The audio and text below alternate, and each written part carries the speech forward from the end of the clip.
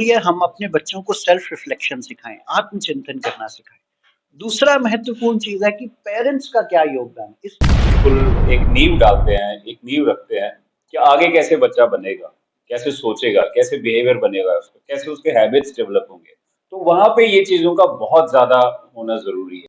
नमस्कार सर। नमस्कार। क्या नाम है सर? मेरा नाम डॉक्टर गौरव कपूर है। तो सर आज वीवीएन में आपके द्वारा स्किल डेवलपमेंट प्रोग्राम किया गया, तो उसके बारे में कुछ बताएं। मैं दो बहुत महत्वपूर्ण चीज़ें अपने पेरेंट्स और अपने व्यूअर्स के साथ शेयर करना चाहूँगा। पहला, जो स्कूल ने ये पेरेंट ओरिएंटेशन किया है, इसमें आज हमने ये बताया कि क्रिसलिस जो प्रोग्राम है, किस तरह से बच्चों के संपूर्ण विकास पे काम कर रहा है। पहला, जो बच्चों का मानसिक विकास है उसके ऊपर कितना ज़रूरी है काम करना, और मैं स्पेशली प्रिंसिपल सर को थैंक यू करना चाहूँगा कि उन्होंने पेरेंट्स को अरेंज किया, उन्हें बताना ये ज़रूरी समझा कि सिर्फ बच्चों के मानसिक विकास पे नहीं, स्कूल रिस्पॉन्सिबल है बच्चों के सोशल डेवलपमेंट पे, उनके सामाजिक विकास पे, उनके इमोशनल डेवलपमेंट पे, मतलब उनके व्यवहार पे, उनके इमोशनल मैनेजमेंट पे। और कितना ज़रूरी है हम अपने बच्चों को सेल्फ रिफ्लेक्शन सिखाएं, आत्मचिंतन करना सिखाएं। दूसरा महत्वपूर्ण चीज़ है कि पेरेंट्स का क्या योगदान है इस पूरे एजुकेशन सिस्टम में। अगर आप देखिए, स्कूल अपना पार्ट अदा कर रहा है, करिकुलम बुक्स कंपनीज जो हैं वो अपना पार्ट अदा कर रही हैं, लेकिन पेरेंट्स का एक बहुत महत्वपूर्ण रोल है। तो सर ने एक टर्म बोला, पेरेंट और स्कूल पार्टनरशिप।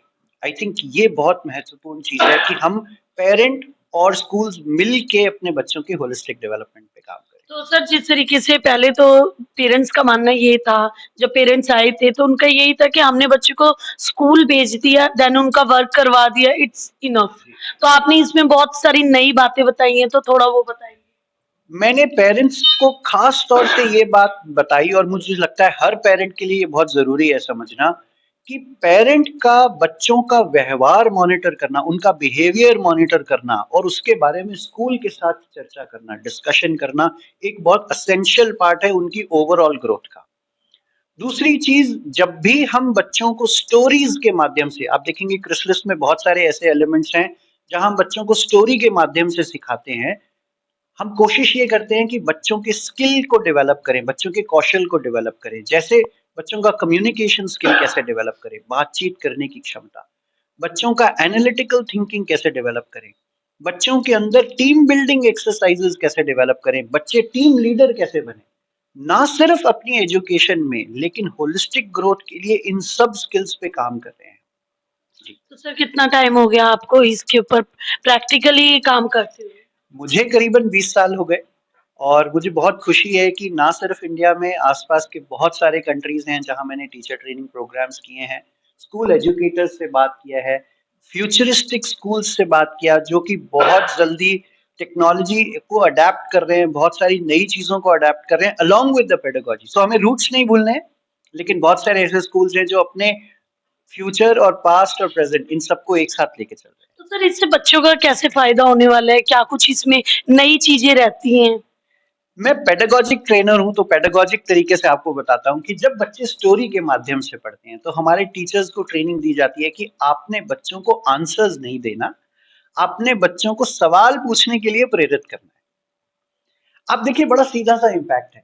पहला, आप आंसर नहीं दे रहे, आप प्रेरित कर रहे हैं कि आप अपने आंसर्स खुद ढूंढिए। दूसरा, जब बच्चे सवाल पूछना शुरू कर देते हैं, आई थिंक लर्निंग एक ऑटोमेटेड प्रोसेस हो जाता है।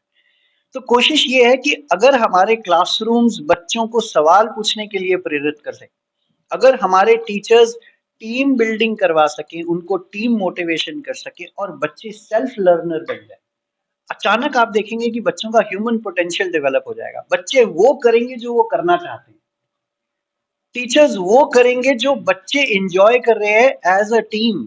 आप देखेंगे क्लासरूम्स बहुत एक्टिव हो गए, इंटरैक्टिव हो गए। सो आई थिंक बहुत सारे एलिमेंट्स हैं जिन पे हम काम कर रहे हैं। मैं स्पेशली सर का और विवेकानंद विद्या निकेतन का धन्यवाद देना चाहूंगा कि इतने प्रोग्रेसिव प्रोग्राम को हमने अडेप्ट किया और हम इनके साथ हम चल रहे हैं। विभिन्न के प्रिंसिपल से बातचीत करते हैं, आज का जो प्रोग्राम रहा उसका क्या मोटिव था, किस तरीके से जो पार्टनरशिप रखी गई पेरेंट्स और टीचर के बीच में, किस तरीके से वो क्या कुछ बच्चों के लिए बेनिफिशियल है और किस तरीके से पेरेंट्स उसमें क्या कुछ कर सकते हैं अपने बच्चों के लिए। नमस्कार सर। नमस्कार। सबसे पहले मैं ये कहना चाहूंगा कि जो हमने ये पेरेंट ओरिएंटेशन रखी थी इसकी बहुत सख्त जरूरत थी। वो प्राइमरीली दो कारणों के लिए थी। एक तो ये कि पेरेंट सोचता है कि मैंने बच्चे को एडमिशन कर लिया तो वो पढ़ लेगा। पेरेंट को पहले तो ये पता लगना चाहिए कि भाई पढ़ाया कैसे जाता है स्कूल में, है ना। और एक हमने जो क्रिजिलिस लगाया है, नया करिकुलम है, जैसे सर ने कहा यूनिक करिकुलम है, 23 इयर्स से डेवलप हुआ है, तो सीधी सी बात है आज का तो नहीं है, कल का नहीं है, इतने साल से चल रहा है, इतना सक्सेसफुल है, इतने स्कूल्स में सक्सेसफुल है, और हमारा स्कूल पहला स्कूल है यहाँ पे जिसने ये फॉलो किया है। तो सर इससे क्या जनरली कुछ हाँ, बेनिफिट्स होने वाले हैं? जनरली जो इसमें हम आगे अगर हम बढ़ने की सोचते हैं कि वो ये है कि हम बच्चे को सोचने पे मजबूर कर रहे हैं। जैसे अभी पेरेंट वर्कशॉप में भी हमने कहा कि हर कोई बोलता है अच्छा सोचो, अच्छा सोचो, कोई ये नहीं बोलता कैसे अच्छा सोचे। आप समझते हो, आपको कोई भी किसी से भी पूछोगे भाई ठीक सोचा कर, ठीक बोला कर, लेकिन बोलें कैसे ठीक, दिमाग तो वही है। तो जो ये फाउंडेशन वाले स्टेजेस है, एलकेजी है, यूकेजी है, नर्सरी है, वन है, इवन मैं तो पांचवी तक की बात करूंगा, जहाँ पे हम बिल्कुल एक नींव डालते हैं, एक नींव रखते हैं कि आगे कैसे बच्चा बनेगा, कैसे सोचेगा, कैसे बिहेवियर बनेगा उसका, कैसे उसके हैबिट्स डेवलप होंगे। तो वहां पे ये चीजों का बहुत ज्यादा होना जरूरी है कि जो ये वाला करिकुलम करता है। अब जैसे सर ने भी एक बात बताई, हम बच्चों को सोचने में मजबूर करते हैं। पहले जमाने में क्या होता था, एक आंसर दे दिया टीचर ने लिख के, उसको रट्टा मार के अगले दिन 40 बच्चे आ गए, सुन लिया उसने।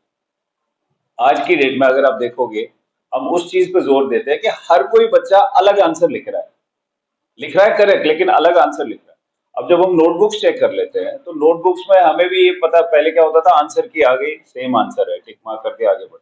अब टीचर को हर एक नोटबुक, हर एक लाइन पढ़नी पड़ती है, क्योंकि हर बच्चा अपना आंसर लिख रहा है। उसको हम उस तरह से सोचने पे मजबूर कर रहे हैं कि ताकि वो अपना थॉट प्रोसेस कॉपी क्रिएट और करे। रट्टा जो है वो अलग बिल्कुल कर अलग रहे हैं, है। वो अलग, बिल्कुल सेपरेट कर रहे हैं हम उस चीज को, उसको हम बिल्कुल डिस्करेज कर रहे हैं।